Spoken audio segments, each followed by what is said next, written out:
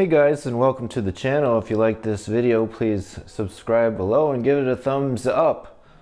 It is around Christmas time 2017 and the colors are red on the table today, and I have my ugly Christmas sweater on. I have a couple of brother-in-laws I needed to get some presents for, and yesterday we went over one of them, which was the Seiko cocktail time with sunray burst dial in a white color. Check my other video out if you'd like a review on that. From that video, we've concluded that Seiko is giving a very high value watch for not much money. The Seiko yesterday cost approximately $200 and off of eBay, and so does this one. But here we're going to be looking at a very sporty watch, whereas the cocktail time was a very dressy watch, mainly because I think these individual watches suit the person that they're being gifted to. We can see Seiko prospex and Padi on the tags.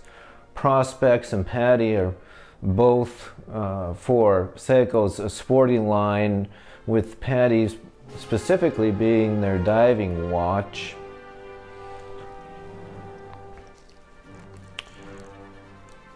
As we can see here, we have a Pepsi version, Pepsi meaning red bezel and blue bezel, sort of like the GMT Pepsi Rolexes. This is a pretty popular color for many dive watches, and particularly Seiko as well. It has some particularly straightforward Seiko elements, especially in the case. We can see this curved case here, which is sort of like their other prospex / Padi turtle divers. Case measurement here is approximately 44 millimeters across without crown. Lug width, although they're really integrated with the case, is approximately 21 to 22 millimeters. It does have sapphire crystal, which is scratch resistant. You can see this one has a very nice blue dial to go with the bezel. It changes color in different lights to a light color and then to a dark one given the angle. The sapphire does not have an anti-reflective coating, as you can see from the reflection. The dive bezel turns in a counterclockwise fashion.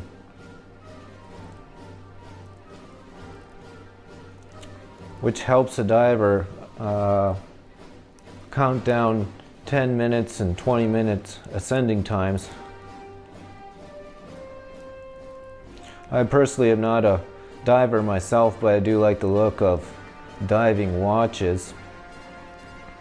Most of my diving watches see the deep end of the kiddie pool. This one is rated for 200 meters, which is approximately 660 feet.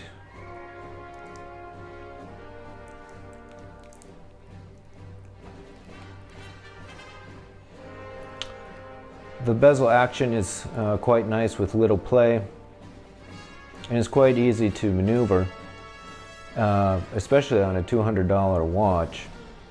Another thing that's pretty striking is the heft of this watch. I know that it is on a steel bracelet, which helps, and it's a fairly large watch, as stated before, at 44 millimeters. But the substantial heft is quite nice, like I said, for the money. The dial has Seiko printed at 12 o'clock with the X for prospex, and then at 6 o'clock Padi in automatic. You can see this is an automatic movement that has a sweeping seconds hand. It also has day and date function.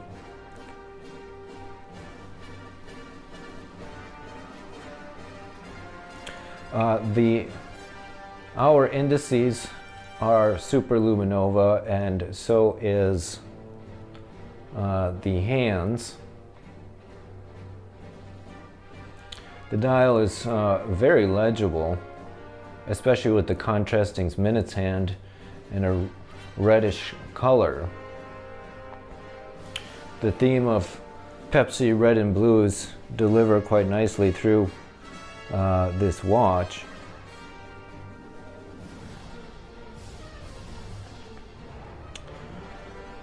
This Seiko Padi diver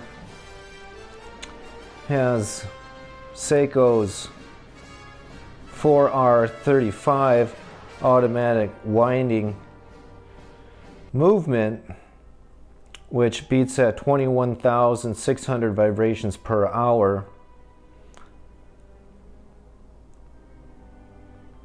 Has an operating time/power reserve between 41 and 50 hours or so.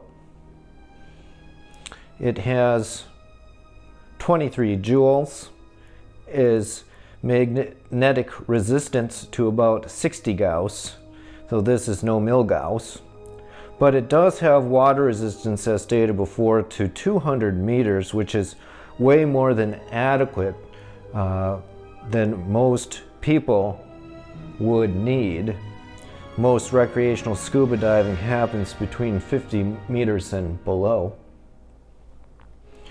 The sweeping seconds hand is fairly smooth, although not as smooth as a Zenith El Primero, which beats at a much higher frequency.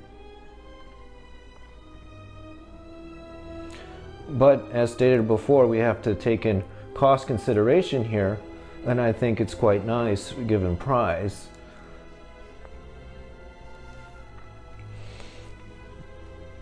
The crown is screw down,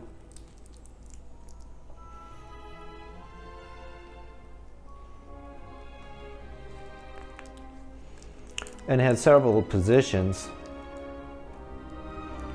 It's a fairly plain crown, and is protected not with crown guards, but sort of integrated into the case. It is hacking, as you can see. The seconds hand is stopped when we set the movement. It's a little interesting that we see a little bit movement of the second hands.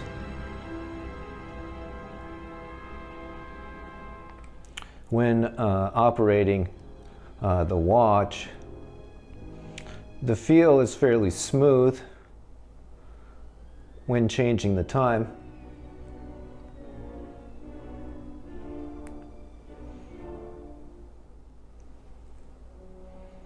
The first crown position is somewhat difficult to find when pulling out, but that's how you adjust the day and the date. It does snap fairly well. The day changes and has both American days of the week and Hispanic days of the week.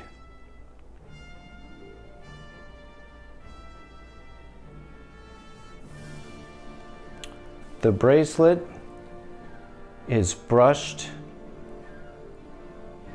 with a little bit of polish in between each of the links. The brushing and polishing is fair compared to a more expensive watch, although I haven't taken the plastic off this one yet. The clasp is more than adequate. It has two pushers to release.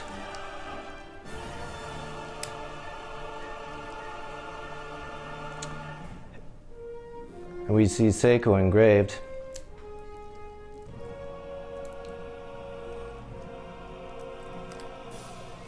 Polished around the outside. push pins to fit it, which is more difficult. More expensive watches have screw pins these days, which can make it much easier. And there is a small diver's extension clasp.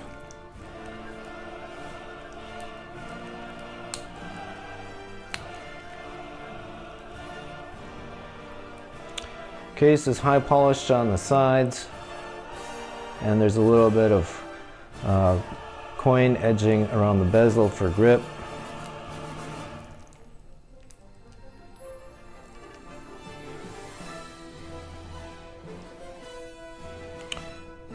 Case back has some engravings stating Seiko and water resistant and a small picture, which is quite fine.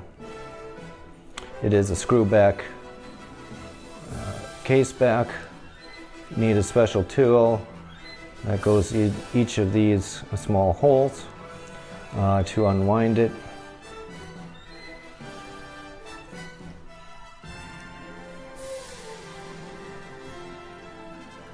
My wrist is approximately 6 inches, and you can see that this watch is quite cumbersome on my wrist at 44 millimeters. Of course, I have not fitted the bracelet. The gentleman that will be receiving this watch is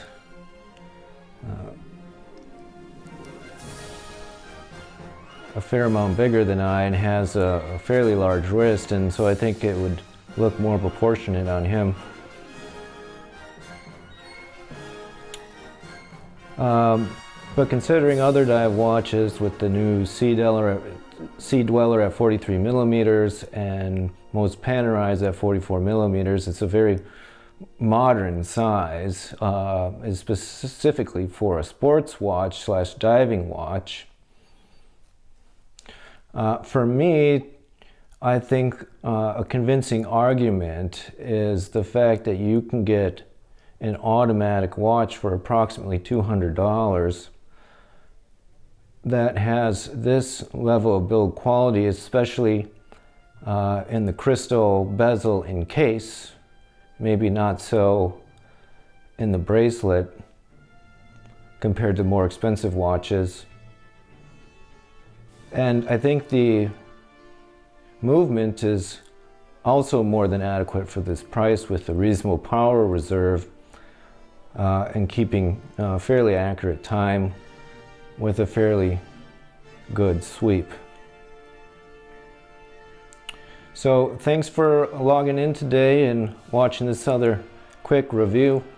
Hope to get some more watches up on the web here in the upcoming weeks before the new year of 2018.